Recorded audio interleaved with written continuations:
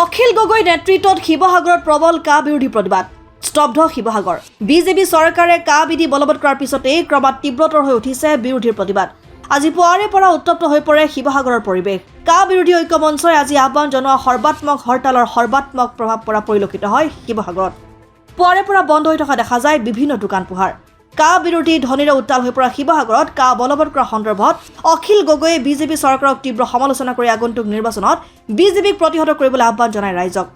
ইয়াৰ উপৰি কেইবাটাও কাৰ্যসূচীৰে শিৱসাগৰত উপস্থিত হোৱা মুখ্যমন্ত্ৰী ডক্টৰ হিমন্ত বিশ্ব শৰ্মাই কা বলবৎ হোৱা সন্দৰ্ভত দিয়া এক মন্তব্যক লৈ তীব্ৰ সমালোচনা কৰি অখিল গগৈয়ে পৰিসংখ্যা যিয়েই নহওক মুঠতে এজনো বিদেশীক নাগৰিকত্ব দিয়াটো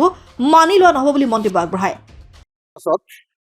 কা বলবৎ হৈ যোৱাৰ পাছত অসমৰ কোনো মানুহে বিজেপিক ভোট দিয়া উচিত নহয়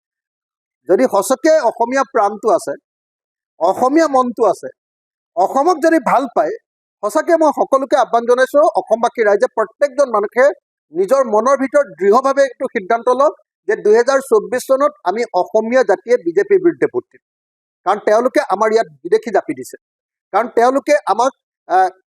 মোগলে যেনেকৈ অসম আক্ৰমণ কৰিছিলে তেনেকৈ বিজেপি আৰু RSS চৰকাৰে আমাৰ ওপৰত আক্ৰমণ কৰিছে কেন্দ্ৰীয় চৰকাৰে আক্ৰমণ কৰিছে মই সেইকাৰণে 2024 চনৰ লোকসভা নিৰ্বাচন আৰু তাৰ পৰৱৰ্তী সময়ত যিবিলাক নিৰ্বাচন আহিব সেইবিলাকত অসমীয়া জাতিৰ ৰাইজক অসমবাসী ৰাইজক প্ৰত্যেকজন নাগৰিককে মই আহ্বান জনাইছোঁ যাতে বিজেপিক কোনোপধ্যে ভোট প্ৰদান নকৰে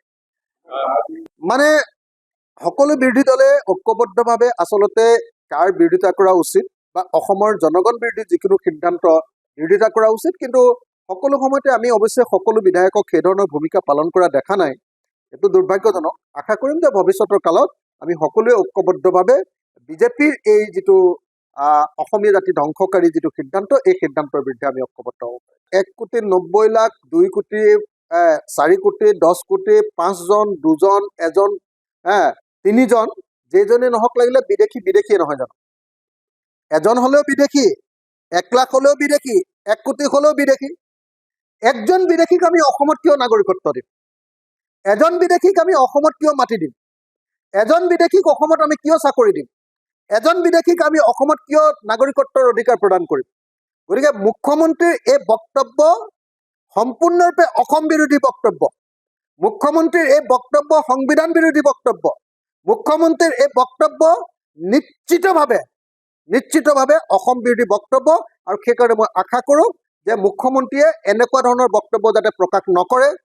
আজি মুখ্যমন্ত্ৰী শিৱসাগৰলৈ যিখন সভালৈ আহিছে মোকো নিমন্ত্ৰণ কৰিছিলে কিন্তু আমিতো যোৱা নাই মুখ্যমন্ত্ৰীৰ সভা আমি বৰ্জন কৰিছোঁ কাৰণ তেওঁলোকে বিজেপি আৰু RSSে কা আনি অসমীয়া জাতিক ধ্বংস কৰিব কৈছে আৰু মুখ্যমন্ত্ৰীয়ে আহি ইয়াত ডাঙৰ লেকচাৰ মাৰিলে নহ'ব গতিকে আজি আমি সকলোৱে শিৱসাগৰবাসী ৰাইজে আজি মুখ্যমন্ত্ৰীৰ এই সভা বৰ্জন কৰিছোঁ মই নিজে বিধায়ক হিচাপে বৰ্জন কৰিছোঁ আৰু সেইকাৰণে আজি নিশ্চয় দেখিছে যে মুখ্যমন্ত্ৰীৰ সভাতটো বিশেষ মানুহ নাই আমি আজি শিৱসাগৰৰ মানুহে আজি মুখ্যমন্ত্ৰীৰ এই সভা বৰ্জন কৰিছে শিৱসাগৰৰ পৰা সৈয়দ মুস্তাকুৰ ৰহমানৰ ৰিপৰ্ট অসম আদিত্য।